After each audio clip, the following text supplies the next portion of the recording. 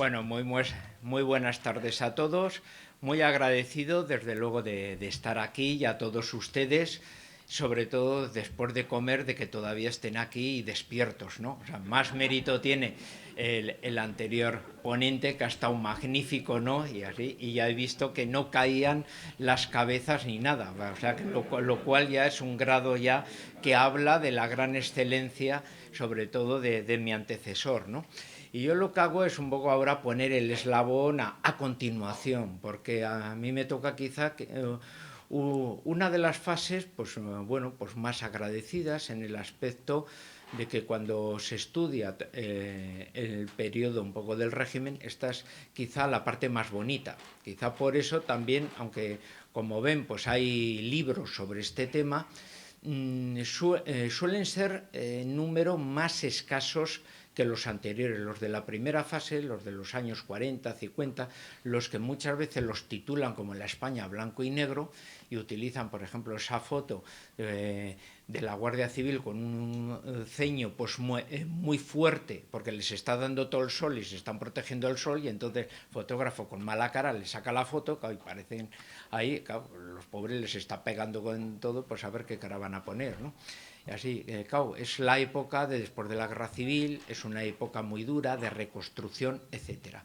Claro, la época de los años 60, 70, que se puede decir que a muchos pues la podemos ver porque es gran parte, en muchos casos, del cine español, un poco de época, ¿no? En el cual no solo se puede decir la de nuestros grandes cómicos, ¿no? Como Paco Fernández Soria, etcétera, que tiene toda una serie, ¿no? Casi un poco de ese periodo de los años 60, sino incluso otras que son casi documentales y que tienen un poco esa labor, como podríamos hablar incluso un poco, pues, El amor en Andalucía, una película que te está haciendo una descripción casi documental de la aparición del turismo en la costa malagueña, o La cuarta carabela, donde te está hablando casi a nivel documental de los cursos de verano y la función que ellos tenían, por ejemplo, en Huelva, en La Rápita. Bueno, podemos decir que el cine te hace una descripción de una época que hay, si es la que, como digo, es la más agradecida, porque es la España a color, ¿no? Ya es la España que está dando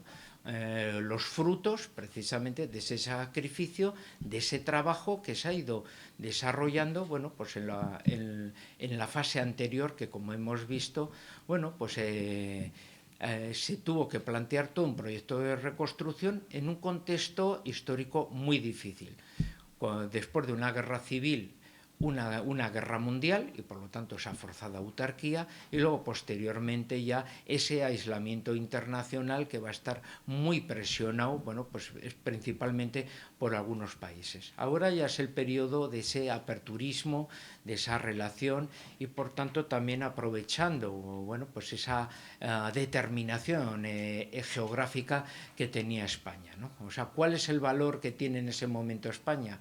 Bueno, claramente que si estallaba una tercera guerra mundial, los expertos militares del momento hablaban que, bueno, más o menos en torno a un mes estarían ya las divisiones blindadas soviéticas llegando al Pirineo. O sea, la única resistencia que podían plantearse serían las tropas del Bundeswehr, que rápidamente serían sobrepasadas porque la República Federal Alemana no tenía espacio.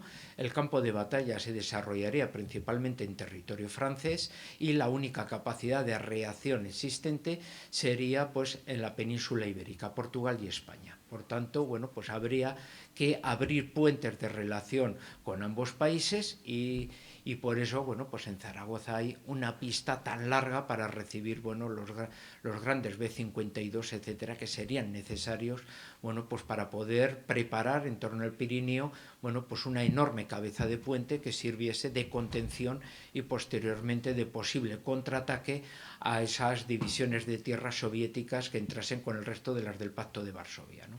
Lo cual significaba que, bueno, pues España, pues había que darle un cierto puente, una cierta apertura, que, bueno, luego con los acuerdos abiertos con Washington, pues se va a ir permitiendo, ¿no? Eso también va a traer, bueno, pues como bien se ha dicho, bueno, ese sacrificio profundo de ese plan de estabilización, sobre el cual se va a sentar los planes de desarrollo, que es un poco por donde voy a ir, porque claro, esa fase muy criticada por algunos historiadores que lógicamente pues están, podríamos decir, en otra orilla de este mar en el que estamos, ¿no? Así que menos mal que solo me los encuentro en temas profesionales, pero solemos estar en playas diferentes, ¿no? Más o menos. Pues ellos habitualmente siempre critican un poco este periodo. ¿Por qué? Porque es el periodo de los frutos, es el periodo de máximo desarrollo. Como bien se ha dicho antes, se hablaba del milagro español y del milagro japonés. ¿Por qué? Porque si nos metemos a meter cifras de crecimientos del PIB, por ejemplo, únicamente Japón es el que nos supera. Nosotros estamos casi con una media en la década de los 60 y primeros años de los 70 en torno al 7,5% de crecimiento, ¿no? Cuando ahora ya el crecer casi 1,2, 1,3 estaríamos ya todos dando aplausos, ¿no? O sea que estamos creciendo un poco a esos niveles y solo somos superados por los japoneses, que están en niveles de 8 y pico. Los demás países con grandes crecimientos, pues en momentos equivalentes están en cifras menores, ¿no? O sea, estamos hablando igual de Francia en torno al 6 y pico, estamos hablando de Alemania en torno al 5 y pico, etcétera, ¿no? Y entonces toda Europa occidental está en proceso de crecimiento, pero España de una manera, se puede decir, muy grande, ¿no? Es un verdadero milagro que, bueno, pues sorprende un poco al resto del público. Por lo tanto, vamos a hablar un poco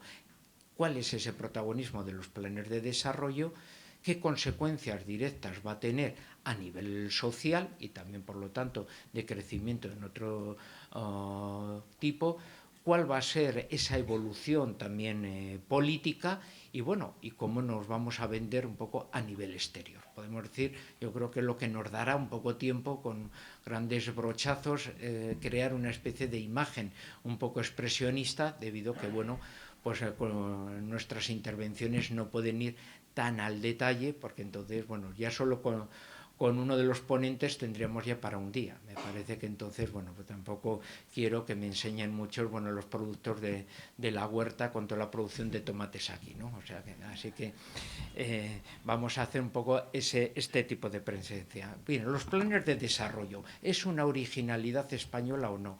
Hombre, en parte no, ¿no? O sea, su origen proviene esencialmente del proceso de reconstrucción francés, ¿no?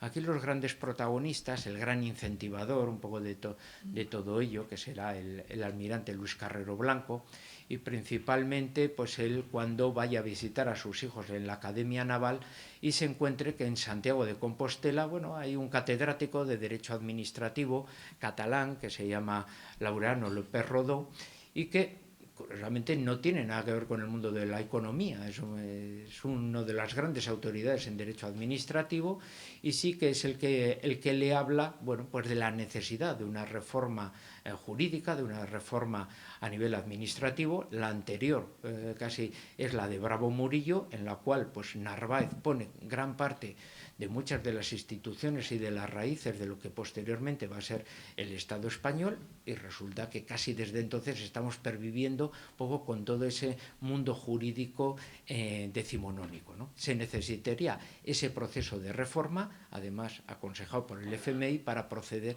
a ese desarrollo económico. Primero, moldear, se puede decir, la ley para que pueda acoger lo que van a ser ya esas grandes reformas económicas, ¿no? Los planes de desarrollo es un instrumento que se había desarrollado en Francia en el proceso de reconstrucción, ¿no? Inicialmente con De Gaulle, y ya que gran parte de la intelectualidad española en aquel momento tenía un dominio del francés, y culturalmente siempre habíamos tenido desde el siglo XIX una gran relación con ese mundo cultural, por eso esa preeminencia, esa influencia de ese modelo francés que, bueno, pues va a entrar no solo en España, sino también en ese mundo hispanoamericano. Pues en España no deja de tener también un poco ese pozo, ¿no? Los planes de desarrollo serían un poco parecidos a esa creación de polos de desarrollo, que sería un poco lo que ahora denominamos con el anglicismo de clúster, ¿no? Como zonas especializadas en las cuales, bueno, tienen unas determinadas condiciones para que se instalen las empresas, en aquel momento de agua, de luz, por supuesto una protección especial especial de no pago de impuestos durante una temporada, siempre y cuando cumpliesen también una serie de características, por ejemplo, de contratación de mano de obra local, etcétera, ¿no? O sea, eso no tiene que ser que se acerque una empresa y traga toda la gente de fuera, etcétera, sino que se convierta verdaderamente en un instrumento de desarrollo en esa zona, ¿no? El primer polo, y aquí ya tenemos que poner muchas veces para definir a una persona, menos mal que en España tenemos la costumbre de dar el nombre y los dos apellidos, el apellido del padre y el apellido de la madre, y así ya sabemos, especialmente cuando vamos al pueblo de todo, ya notaba yo por el apellido de tu madre que tú tenías ya esas orejas o esa nariz, me acaba de delatar que eres de tal, ¿no? ¿Por qué digo esto? Porque los planes de desarrollo van a tener también un segundo apellido, son planes de desarrollo económicos y sociales. Y el propio Carrero Blanco va a tener en sus discursos, va a subrayar un poco esa condición. Los planes de desarrollo no son exclusivamente para provocar y favorecer un desarrollo económico, porque si no hay una sociedad y no hay unos principios católicos que modelen esa sociedad, no estamos haciendo nada, estaremos tirando, se puede decir, como agua en el suelo, no serviría de nada, no va a haber esa labor de contención, y si no tenemos unos principios cristianos, el desarrollo económico puede traer, por lo tanto, bueno, pues lo que van a ser la lucha de clases, las diferencias, las injusticias, etcétera. Por el contrario, si teorizamos principios exclusivamente sociales, queremos una sociedad mejor, pero no la planificamos cómo debe ser ese crecimiento económico, pues entonces estaríamos teorizando, pero nunca llegaríamos a esa realidad, a poder practicar en la práctica la creación de la sociedad que queremos, una sociedad con un buen nivel de vida, con un crecimiento, pero basada en unos pilares firmes que sean esos principios claramente cristianos y católicos, ¿no? Así que, como vemos, bueno, el principal un poco inspirador de ello pues tenía las ideas bastante bien claras, ¿no? Un poco de cómo debía desarrollarse un poco esos planes. Los planes van a ser 4, de aplicación van a ser 3, ¿no? Que son los que se aplicarán desde el año 64 hasta el año 75. El cuarto plan, que había sido aprobado, ya pues con la llegada de la democracia se suspenderá y ya no se aplicará, ¿no? Era un plan, podemos decir, de contingencia que se había preparado pues para la crisis del petróleo, y sobre todo estaba muy enmarcado un poco de cómo debía adaptarse y responder un poquitín a aquello. Estos planes, por lo tanto, en sus primeras circunstancias lo que tienen que hacer es multiplicarlos por los de desarrollo, salir un poco de lo que es Madrid la capital, Bilbao y Barcelona, que habían sido, bueno, pues las zonas más desarrolladas donde se habían vivido esas revoluciones industriales previamente. Por lo tanto, ahora se están buscando ciudades que tengan muy buena comunicación y que puedan ejercer ese polo de crecimiento en amplias zonas.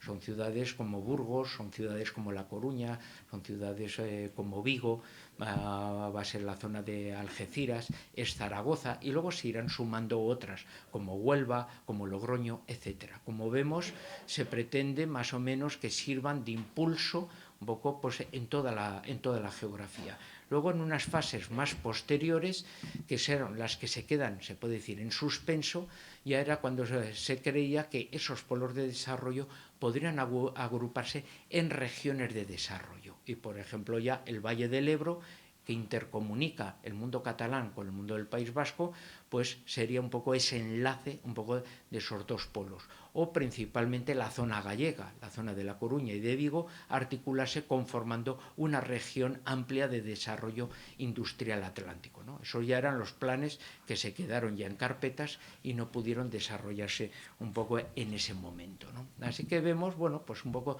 toda esa planificación que va a traer principalmente ya empresas extranjeras que, debido a ese aperturismo, pueden colocarse. Principalmente, ¿cuáles van a ser los motores un poco de ese desarrollo? Vamos a tener principalmente casi 3 industrias, algunas podemos decir ya casi las podemos decir nosotros por la conferencia anterior. Necesitamos una amplia industria química, porque necesitamos un amplio desarrollo que pueda multiplicar, generar una agricultura no de subsistencia, sino una agricultura plenamente comercial, de exportación, etcétera, que es uno de nuestros principales valores y que iba también muy unido, esa agricultura ya de tipo comercial, a los grandes adelantos que se habían propiciado gracias al CSIC, ¿no?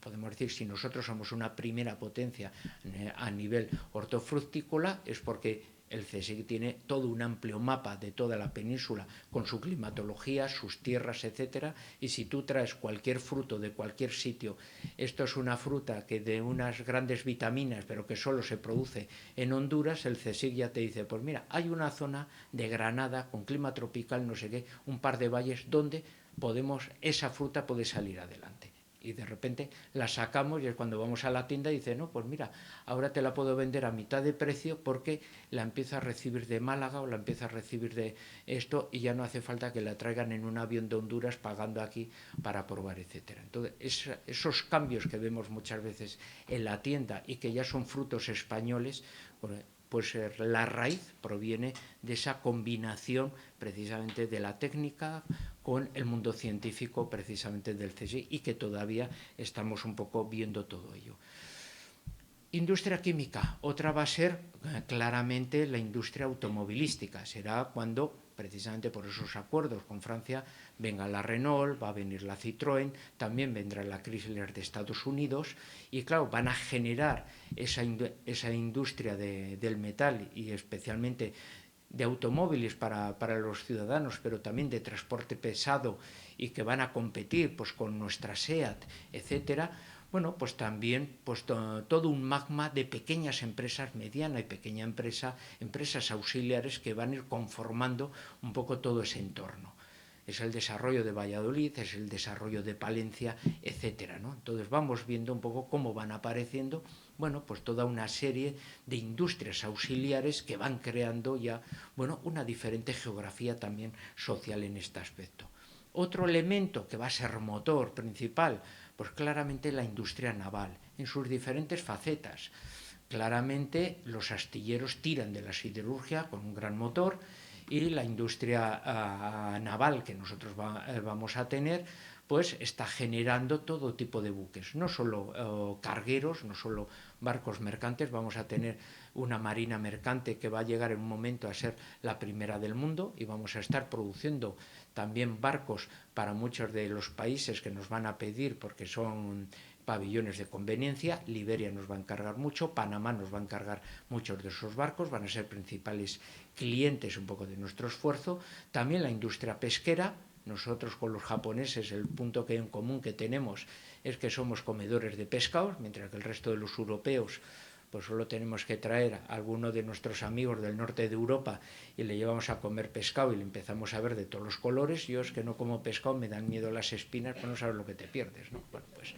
Bueno, pues todos sabemos pues, como son grandes amigos de las salchichas, de las carnes, etcétera, pero el pescado no están acostumbrados a ello, ¿no? Bueno, pues nosotros sí que vamos a tener también un poco propiciar, especialmente con el mundo hispanoamericano, sobre todo con repúblicas como la de Perú, que tiene una gran riqueza pesquera, la construcción de flotas pesqueras y que puedan ser ellos mismos los que puedan aprovechar esa gran riqueza que ellos tenían. Países como Perú, como Colombia o como la propia Argentina empezaremos a devolverles muchos de los favores que nos habían hecho, pues ayudándoles precisamente en ese desarrollo pesquero que ellos, por ejemplo, pues no lo tenían y van a empezar a explotarlo gracias un poco, bueno, pues a la gran experiencia que teníamos nosotros un poco en todo ello. Y luego también el meternos también en otro tipo de proceso, ¿en cuál? Si los árabes tienen petróleo, las compañías estadounidenses tienen la tecnología para sacarlo, el petróleo hay que traerlo al mundo desarrollado.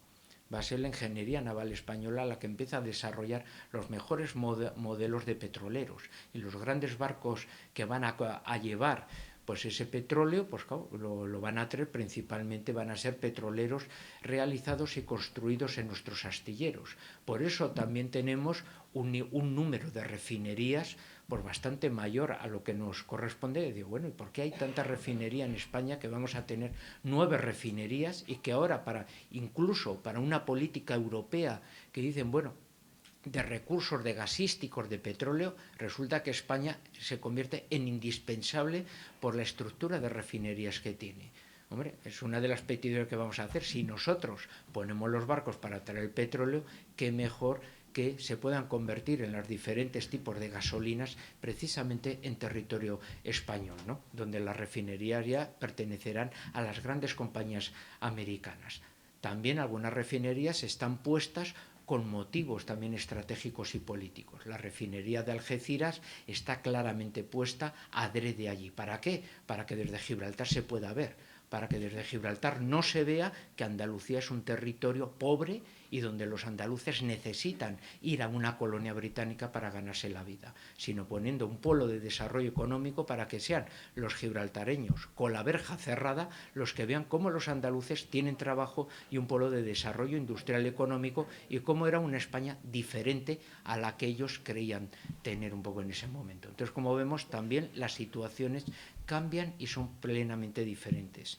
Los astilleros, la industria naval, la industria química, la industria automovilística van a ser tres motores que van a ir arrastrando plenamente, como vemos mucho esa economía, industrias que desde luego necesitan muchísimo empleo. Los astilleros Euskalduna en Baracaldo, en la zona de Sestao, tenían unos 10.000 puestos de trabajo directos y creaban cerca de 30.000 puestos de trabajo indirectos. O sea, Baracaldo va a ser, no es la capital de Vizcaya porque es Bilbao, pero va a sobrepasar los 100.000 habitantes. Y pequeñas ciudades que no son capitales de provincia van a tener que disponer de una sucursal del Corte Inglés por el nivel de vida que va a alcanzar precisamente estas ciudades pequeñas que empiezan a tener ya un tren de vida mayoritario. ¿Qué va a suceder a continuación? Este polo de desarrollo, estas creaciones de trabajo directo, estamos hablando de cerca de unos 3 millones de trabajos fijos, no de contratos. Ahora, como ven, la mayoría se habla de contratos. Bueno, se han creado más de 500.000 de contratos. Bueno, un contrato puede ser de un camarero para el fin de semana y le despide el lunes. Aquí estamos hablando de 3 millones de puestos de trabajo industriales, de gente que entra en una empresa y que se jubila en esa empresa y termina de trabajar de pagar su casa en 7 años, ¿no? Y así, no en 30 como estamos todos los demás de allí. Bueno, igual alguno 40 que son generación más joven, ¿no? Pero vamos en ese aspecto.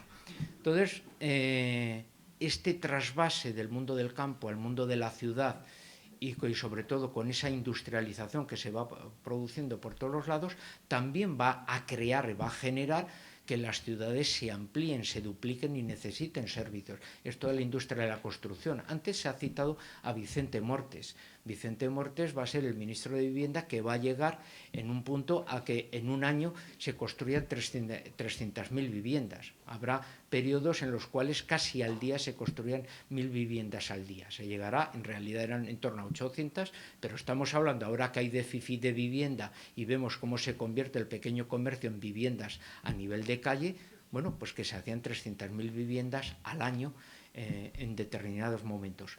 Viviendas que no son solo, podemos decir, centros de viviendas que exigen, porque son matrimonios jóvenes que llegan allí y dicen, yo es que quiero un ambulatorio cerca, yo es que quiero una escuela cerca, yo es que quiero una biblioteca cerca. O sea, están, por tanto, demandando servicios y eso está multiplicando una industria de la construcción formidable, todas las cementeras, todo lo que va con ello, y luego también va a llegar esa seguridad social que se había inventado previamente, su desarrollo a nivel sanitario. Es la época que tienes que crear 150 hospitales con toda la red de ambulatorios. O sea, empiezas a generar la masificación también de la universidad. Es que necesitamos multiplicar los médicos, necesitamos multiplicar número de enfermeras.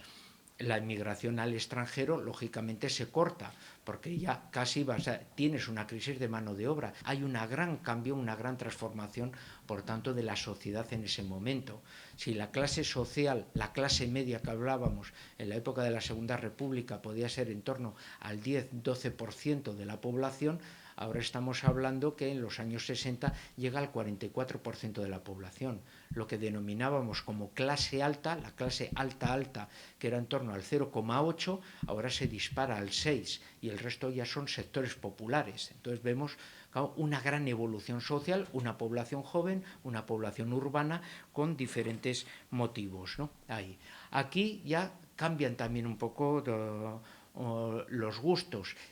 A través de los cursos de verano también has estado dando una imagen fuera de España. Los cursos de verano, todo el mundo cree, bueno, los cursos de verano es para que los profesores de universidades deis conferencias y estéis un rato en la playa. Pues no, era más bien para atraer a profesores y autoridades del extranjero y que vieran cómo era la España, que creían que era una especie de estado de Bután secreto y donde uno podía desaparecer a lo James Bond. Pues no, no era eso. Por eso los cursos de verano son San Sebastián, son Huelva, son Santander, donde tú invitas a las personas que te interesan, profesores de universidad, políticos, economistas, venían a España, se les invitaba a todo, daban sus conferencias y volvían a sus países hablando muy bien de España. Esto va a acelerar también lo que va a ser la política del turismo, que va a ser la que rompa a nuestro favor muchas veces ese proceso de endeudamiento, porque el crecimiento económico provoca grandes importaciones, pero nuestras exportaciones tienen problemas para cubrir ese dinero que también necesitamos importar. Y por tanto el turismo va a ser el que nos va a cubrir.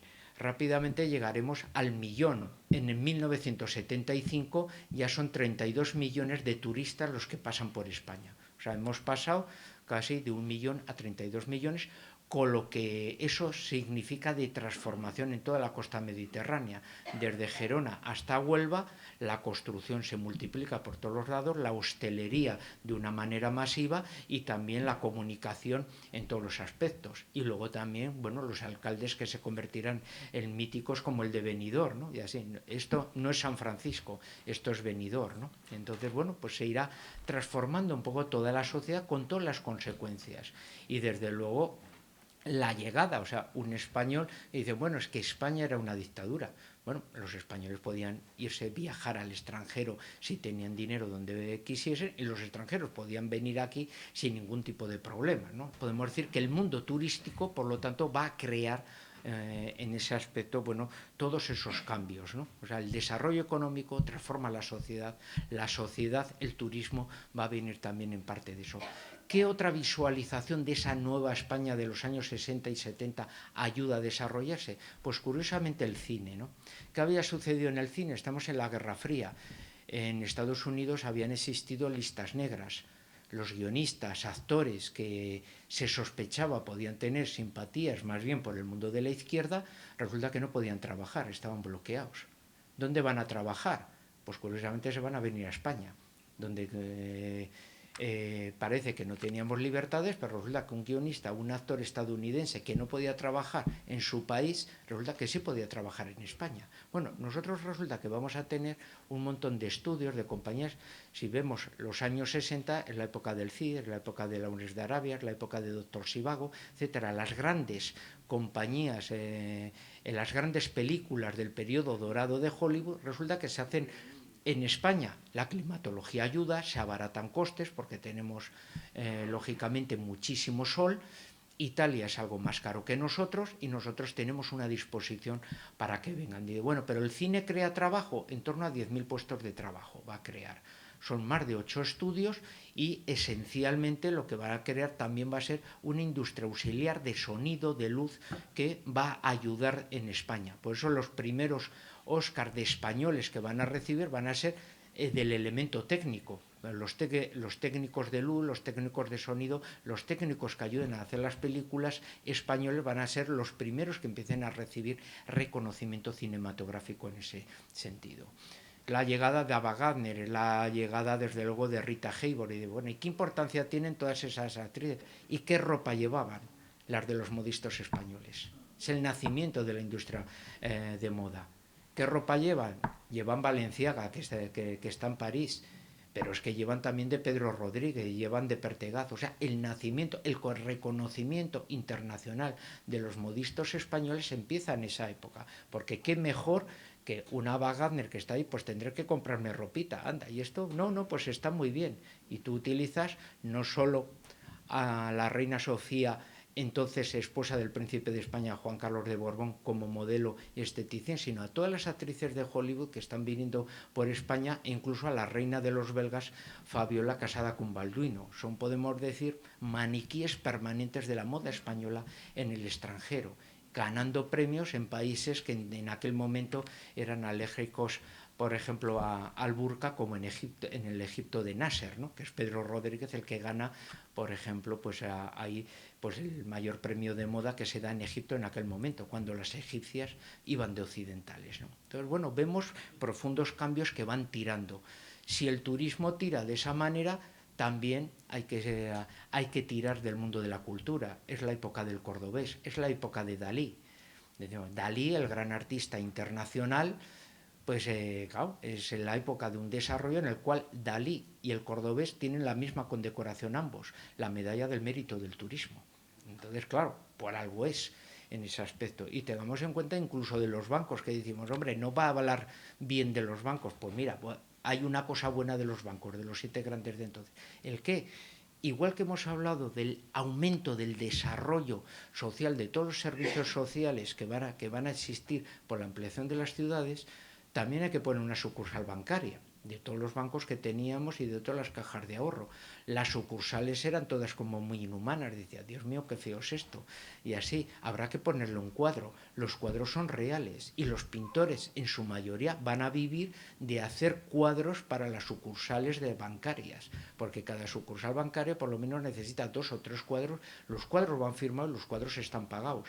En los depósitos de todas las sucursales que nos van desapareciendo y van haciendo ese terrible desprecio a las personas de la tercera edad, que las obligan a ir a un cajero en vez del trato humano con las sucursales que desaparecen, los cuadros están acabando todos en reserva. Pues tenemos ahí gran parte de la labor pictórica de toda la generación de los años 60 y 70 que pintaban y se ganaron la vida gracias a ese desarrollo. No eran pintores bohemios, eran pintores que tenían una gran agenda de clientes y una obligación que hacer, porque eran los que estaban pintando, bueno, todas esas escenas idílicas de tipo rural, del mundo asturiano, cántabro, vasco, etcétera, que luego podíamos ver en gran parte un poco de de estas sucursales. Digo sobre todo de este ámbito porque claro, era el Banco Santander, era el Banco Bilbao, era el Banco Vizcaya. Ya tenemos 3 de los 7 grandes que existían entonces, ¿no? Así que tenemos esa particularidad. Otro tipo de aspecto, ¿cómo nos van a mirar bien en Europa? Bueno, pues vamos a crear lobbies. Antes, me figuro esta mañana, pues os han hablado también de esa diplomacia sustitutiva cuando estamos en el aislamiento internacional, que es el Instituto de Cultura Hispánica, el Instituto Hispano-Árabe, que empezaron a desarrollar contactos con otros países, definitiva, para romper el aislamiento internacional, y luego cayeron como en un segundo protagonismo, porque ya nuestros embajadores podían ejercer un poco esa labor. Bien, uno de los lobbies que va a tener gran protagonismo, sobre todo en años 60-70 a nivel europeo, y va a vender esa imagen de la España del desarrollo, va a ser el CEDI de Sánchez Bella. Alfredo Sánchez Bella, creador del Instituto de Cultura Hispánico, con toda ese éxito que va a tener de desarrollo del hispanismo en el mundo americano, va a crear el CEDI, el Centro Europeo de Documentación e Información.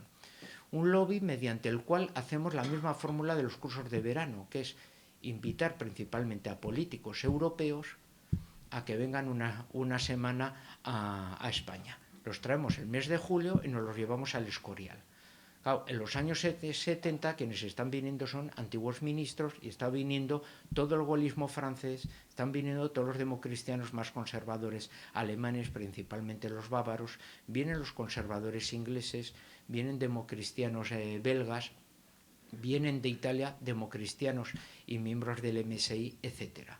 O sea que si los demás partidos tienen una internacional socialista, una internacional liberal, pero no existe una internacional conservadora, resulta que la España del desarrollo sí ha creado algo que parece una internacional conservadora, presidida por Otto de Habsburgo, refugiado eminente en España, y que resulta que son los que están trayendo antiguos ministros, etc. Y esa es la gente que cuando vuelva a su país está, por tanto, hablando bien de España como un lugar estable, un lugar de principios y un lugar, por lo tanto, de, pues de desarrollo económico en ese aspecto, y donde se pueden enviar empresas y donde se habla incluso a nivel aperturista de ese ecumenismo de ortodoxos, de católicos y protestantes frente a un enemigo totalitario que quiere desarraigar la raíz cristiana del continente europeo. Entonces vemos, podemos decir, unos planteamientos que lógicamente luego quebraron, se cerraron ya posteriormente, porque no se podía gastar dinero en ello. En 1975 el dinero público cerró, se puede decir, el CEDI. En 1981, ya sin nuestra presencia, Chirac, Reagan, Margaret Thatcher crearon algo parecido sin el fundamento, podemos decir, que nosotros habíamos tenido. Una internacional que sustituye a la que nosotros, se puede decir, controlábamos. Creo que ya esto, ¿no? Sí, pues por ir ultimando, otro de los éxitos también va a ser garantía de lo que se hacía en el pasado. Hemos hablado de los institutos culturales. Los institutos culturales, ¿qué hacían? Los institutos culturales principalmente era dar becas a estudiantes hispanoamericanos, árabes, etc. Siempre sabéis la anécdota esa, que si uno iba por Tierra Santa al Próximo Oriente y dice, bueno, si te ocurre algo y es grave, tú no te preocupes, que el cirujano seguramente te habla en español. Bueno, hablar un cirujano árabe en español. La mayoría habían sacado la carrera de medicina en España. Solo de Jordania tuvimos más de 1.700 estudiantes, principalmente de medicina, estudiando en España. Y así va a pasar con los sirios, los iraquíes, los egipcios, etcétera, ¿no? En Hispanoamérica va a suceder, y de otros países. Solo una pequeña anécdota de ese tema. Una vez Tailandia, y fíjate dónde está Tailandia, va a decir, queremos hacer una especie de portaaviones pequeño para nuestra fuerza naval. Queremos que se construya en España. Digo, los tailandeses saben dónde está en España. Pues quien lo sabía era el almirante. El almirante había sido becario de España, había estado en la Escuela Naval de Marín, había estudiado allí de guardia marina con todos los guardiamarinas españoles, por supuesto había vuelto a Tailandia con una mujer de Pontevedra, y por lo tanto 20 años después resulta los tailandeses solicitan que quieren un portaaviones no hecho en Corea ni en Estados Unidos, tiene que estar hecho en los astilleros del Ferrol. Pues, ¿y este cómo sabe dónde está el Ferrol, ¿no? Entonces vemos como toda la política de los años 40-50, que dice, pero si no podemos ni con las alpargatas, y se está dando becas a un montón de gente del extranjero, ¿y esto para qué va a servir? Pues para que tu hijo tenga trabajo, resulta, en el futuro, ¿no? Cartas que se pueden ver de desarrollo de Enrique Sendagorta, ¿no? Así diciendo, por favor, ¿me podéis construir en vuestros astilleros algo? Mira, tengo trabajo para 10 años, o sea, no te puedo meter por ningún lado. Si quieres, lo que puedo hacer es escribir a los de Cádiz a ver si te pueden meter ellos en su lista. Es que no damos abasto. O sea, tenemos poca mano de obra y no paramos de construir barcos. Es que no te puedo meter. O sea, antes de 10 años es imposible. Así que voy a escribirles una carta de recomendación para ver si los astilleros de Cádiz te admiten ellos. Y así, el que estaba en Cádiz era López Bravo. Y ahí ya podemos decir punto final. Claro, uno de los tecnócratas. ¿Y cuál es el cambio que todavía tenemos? Un ingeniero naval que será director general de Comercio Exterior, que posteriormente se convierte en ministro de Industria, y una cosa, podemos decir, que no tiene razón, y que convierte a un ministro de Industria en ministro de Asuntos Exteriores, una persona que no es diplomática.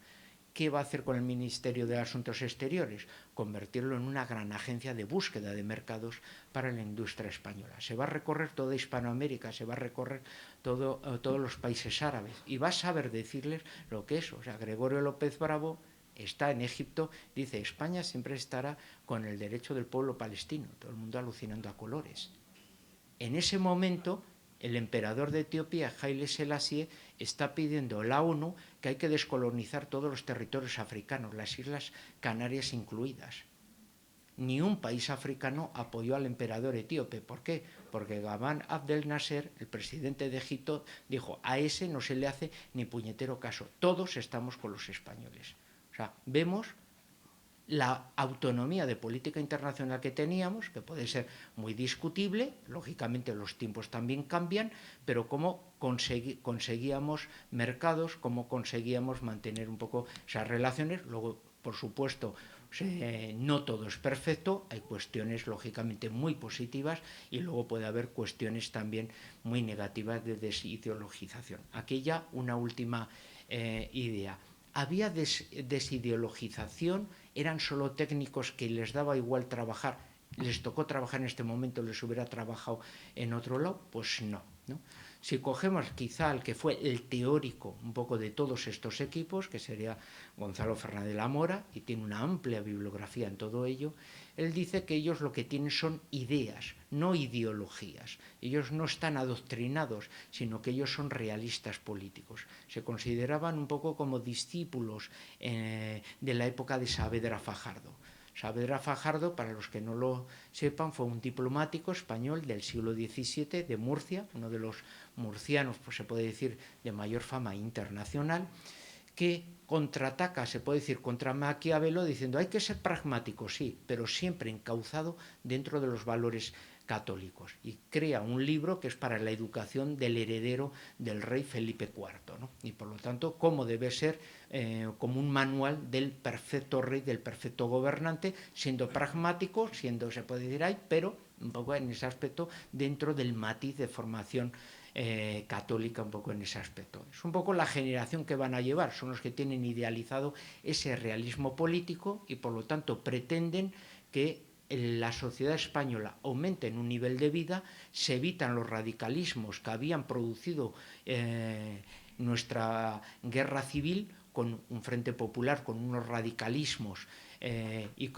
muy alimentados por la injusticia social y las miserias que se habían desarrollado, y que eso favorecía, por lo tanto, los discursos radicales de ese ámbito, y por lo tanto una clase media estable con un buen nivel de vida, que lo normal es que no se radicalice ideológicamente, sería el principal punto de estabilidad, ¿no? Así que, como vemos, la fase de la España del desarrollo, los años 60, los años 70 y esa política exterior son los que van a crear el suelo de una estabilidad política que lo único que tiene que hacer es asentarse en una sociedad que ya estaba hecha. Si tú destruyes ya esta sociedad, lógicamente empieza a aparecer ya todos los demás jinetes del apocalipsis, ¿no? Así que muchas gracias.